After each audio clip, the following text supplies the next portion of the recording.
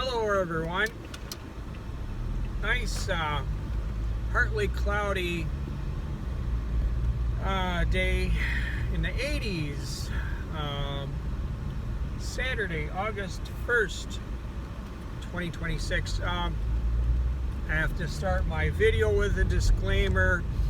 I'm not a doctor. I have no training in medicine. I have no training in diet, no training in alternative medicine. So if anything I say in this video inspires you to make any changes to your health, your nutrition, your diet, your medicine, anything, please seek the guidance of a trained medical professional, because I am not one. Today's subject is hypoglycemia. The doctor who diagnosed my Lyme disease, June of 2013. I started seeing him, I can't remember if it was December 2004 or December 2005. That was Dr. Chris Foley. He died October of 2021. Greatest doctor I've ever worked with in my life. And so I was seeing him, I don't know, 4, 5, 6 times a year, as he was trying to unravel my many complicated health problems. And I believe the first thing that he figured out is that I was hypoglycemic. And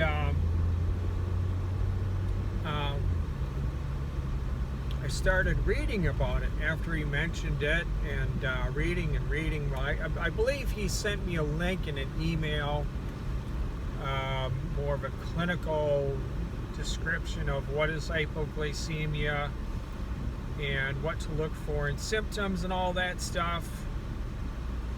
And then I did more research, and sure enough, that matched up with what I had been living with for decades. You know, hypoglycemia, from the way I understand it, that is your pancreas malfunctioning,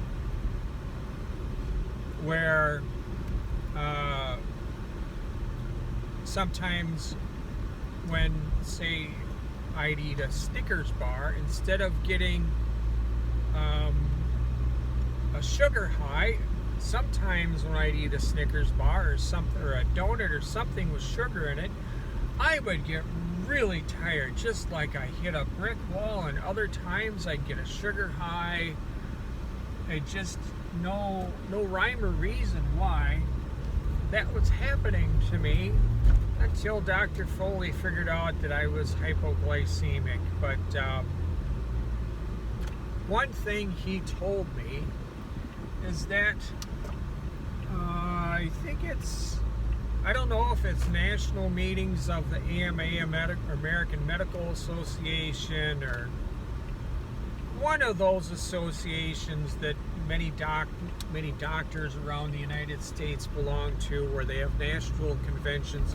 He said that at these conventions, they would take a vote on whether they would recognize this condition was real or that condition was real. And one of those was hypoglycemia. In the early 90s, I did some reading. I found a book. It was written by a lady who was hypoglycemic, and I thought, boy, this sounds like me. And then there was a doctor in the church that I was in. They worked at the Mayo Clinic, and I mentioned to him I thought I could be hypoglycemic, and he says that there's no such thing. That doesn't exist. I'm not going to mention his name. His family and my family were fairly close, so I'm just not going to mention his name. Really nice guy. But as Dr. Chris Foley had mentioned to me, they decide whether through these votes, whether they want to accept that hypoglycemia is real or not. But like if you go on the Mayo Clinic website, it does mention like hypoglycemic episodes that a person like with diabetes can have. I haven't done enough reading to find out if the Mayo Clinic believes that that there's hypoglycemia exists outside of the window of a person who's diabetic.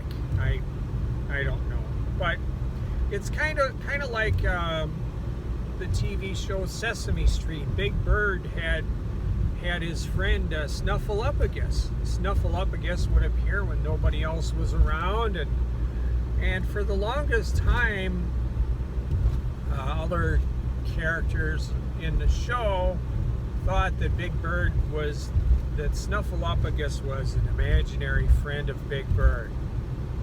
1985, Snuffleupagus was finally revealed to the other characters of the show to be real, not imaginary. Same thing with doctors decades ago. They thought hypoglycemia was imaginary, not real. Really just disappointing that modern medicine just kind of votes on whether they want to accept something that's been existing. All right, thanks for watching. See ya, bye.